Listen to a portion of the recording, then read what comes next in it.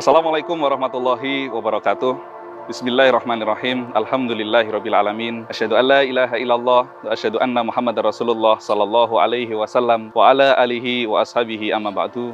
Alhamdulillahirabbil alamin. Senantiasa kita panjatkan puja dan puji syukur kehadirat Allah Subhanahu wa taala yang telah banyak memberikan nikmat dan rahmatnya kepada kita semua, khususnya nikmat iman, nikmat Islam, yang semua ini tidak lepas dari perjuangan para perantara agama kita, mulai dari junjungan Nabi besar kita Muhammad sallallahu alaihi wasallam yang teruskan kepada para sahabat, para tabi'in, tabi'ahum, alim ulama, mubalik mubaligot, sehingga sampai kepada kita semua. Atas amal soleh dan jerih payahnya kita ucapkan syukur alhamdulillah, jazahumullahu khairah. Dan juga kepada Bapak Ibu, para pemirsa yang budiman, yang pada kesempatan kali ini mau meluangkan waktunya untuk mendengarkan sedikit hikmah dari kami, sedikit tausiah dari kami. Kami ucapkan syukur alhamdulillah, jazakumullahu khairah. Mudah-mudahan apa yang saya sampaikan ini bisa membawa manfaat dan barokah untuk kita semuanya.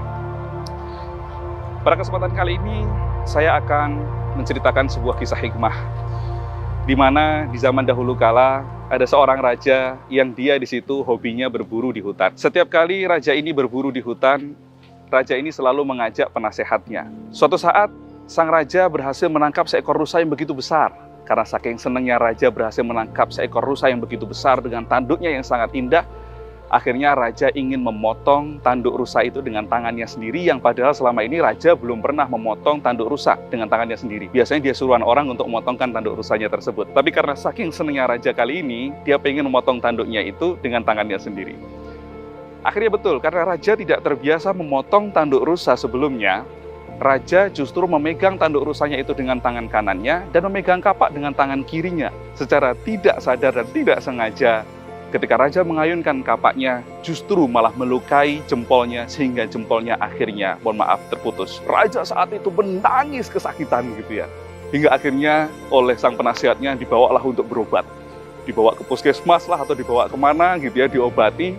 Hingga setelah selesai, kemudian raja ini memanggil penasehatnya.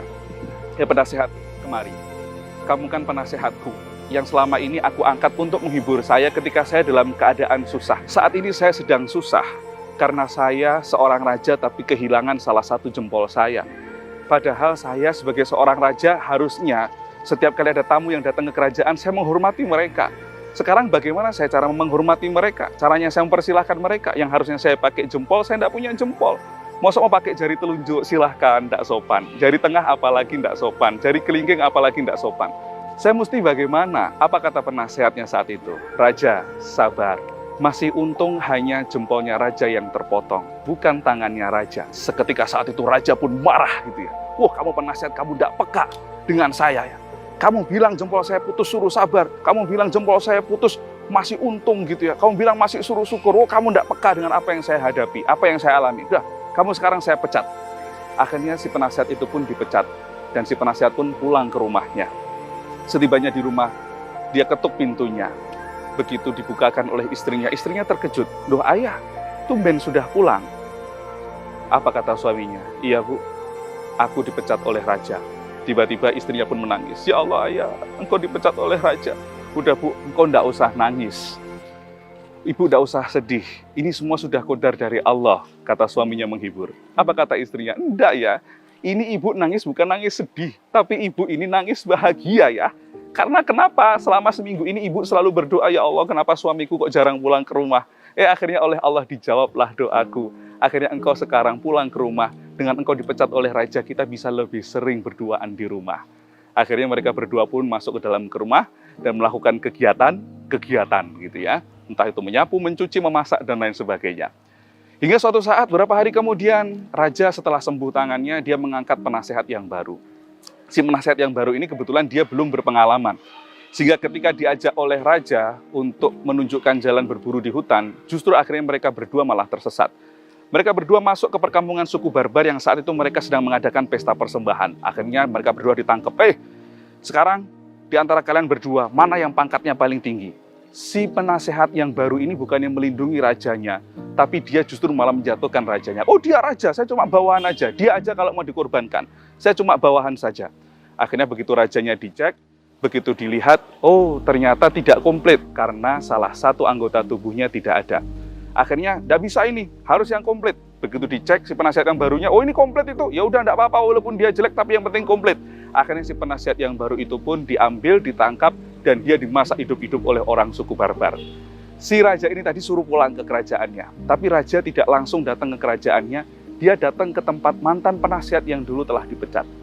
Kemudian raja ketuk pintunya, si mantan penasihat yang membukakan. Si mantan penasihatnya terkejut. Loh, raja kok datang ke sini lagi? Apa raja memecat saya untuk yang kedua kalinya? Oh enggak, saya justru datang ke sini bukan untuk memecat kamu. Saya datang ke sini justru mau minta maaf sama kamu dan terima kasih sama kamu. Loh, kenapa raja minta maaf dan terima kasih, raja? Ternyata kamu benar selama ini. Kamu bilang jempol saya putus, ini ada hikmahnya, ternyata benar. Untung jempol saya ini putus. Kalau jempol saya ini tidak putus, sekarang saya sudah dimasak hidup-hidup sama orang suku barbar. Kemudian si mantan penasihatnya bertanya, loh raja, kalau raja tidak jadi ditangkap, kemudian siapa sekarang yang ditangkap? Itu mantan penasihat penggantimu itu. Kemudian apa kata mantan penasihatnya, gitu ya?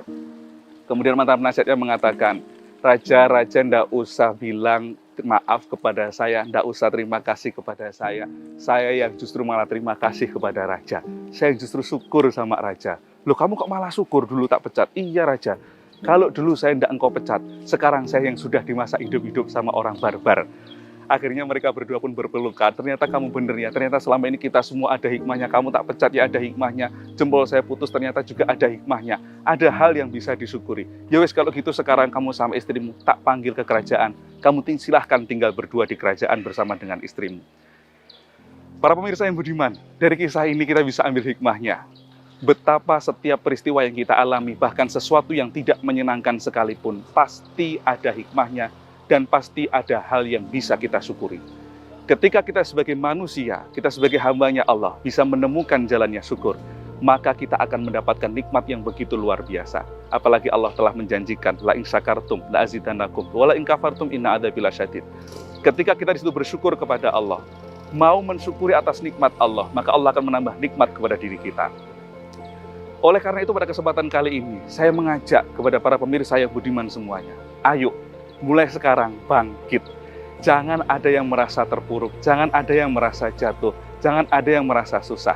Peristiwa apapun yang kita alami saat ini, sesusah apapun, pasti itu ada hikmahnya, pasti itu ada jalannya syukur.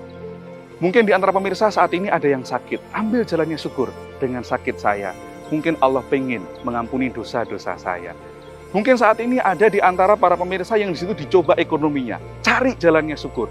Meskipun saat ini saya di PHK, meskipun saat ini pemasukan saya berkurang, tapi alhamdulillah saya sehat, anak-anak saya sehat, itu juga merupakan nikmat, itu juga merupakan rezeki.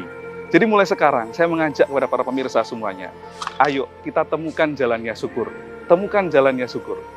Dengan kita menemukan jalannya syukur, maka hidup kita akan bisa lebih bahagia lagi. Jangan gampang marah, jangan mudah menyalahkan orang lain dalam kondisi kita. Kondisi kita seperti apapun, pasti ada hikmahnya, pasti ada hal yang bisa kita syukuri. Sebagaimana baru-baru ini ada seorang penumpang pesawat terbang yang dia di situ gagal terbang. Karena apa? Terlambat sampai di bandara. Ada juga yang gagal terbang karena ternyata tes PCR-nya di situ sudah kadaluarsa, sehingga kemudian akhirnya dia tidak diizinkan untuk terbang. Namun apa yang terjadi qadarullah? Mungkin awalnya dia akan marah, mungkin dia akan menyalahkan suaminya, akan menyalahkan istrinya, gara-gara kamu saya terlambat, gara-gara kamu saya akhirnya di situ gagal terbang gitu ya. Tapi ternyata di balik itu semua, akhirnya dia bisa bersyukur ketika dia mengetahui berita bahwa pesawat yang harusnya dia tumpangi jatuh. Oleh karena itu, dalam kondisi sekarang, dalam kondisi apapun itu, jangan mudah menyalahkan orang lain. Jangan mudah menyalahkan istri kita, pasangan kita, anak kita, atau mungkin di situ bawahan kita, direktur kita, bos kita. Jangan. Ya, jangan menyalahkan orang lain. Apalagi menyalahkan kepada Allah. Yang harus kita lakukan, tugas kita adalah temukan jalannya syukur, maka dijamin hidup kita pasti bahagia. Alhamdulillah, jazakumullah khairah. Demikian sedikit penyampaian dari saya. Ada kurang lebih yang mohon maaf yang sebesar-besarnya. Akhirul kalam, wassalamualaikum warahmatullahi wabarakatuh.